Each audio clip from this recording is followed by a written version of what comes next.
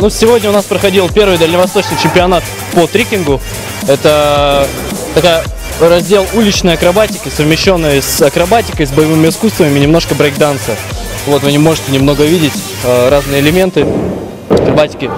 В республике это движение появилось совершенно недавно, буквально года 2 назад. И вот сейчас уже есть свои чемпионы, которые выступают даже на мировых аренах. То есть их трюки, их видео, их трюков уже вкладывают в лучшие моменты мировых чемпионатов. Ну, это круто, я думаю. Сколько ребят сейчас в данный момент занимаются?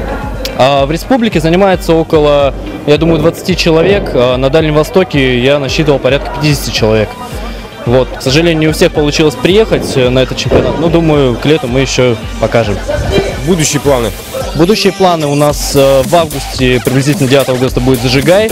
Это дальневосточный чемпионат уже по 21 направлению экстремальных видов спорта, в том числе и трикинг, и акробатика, и фриран, и паркур будет. И я думаю, там уже будут и гости мирового уровня, и я думаю, уровень ребят намного выше будет. Хотелось бы поблагодарить за предоставленные призы магазин Райдер, который любезно нам предоставил часы G-Shock, очень клевые, и рюкзаки Дикейн. Благодарю Мой Спорт за то, что приехали и отсняли, осветили все это мероприятие, очень приятно.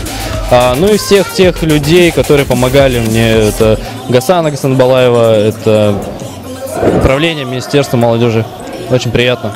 И, конечно же, управление физической культурой и спортом тоже очень помогли с этим. Ну и любезно от всего сердца, от души благодарю СФУ за предоставленный зал, за то, что мы смогли сегодня здесь все собраться и провести такое клевое, позитивное мероприятие.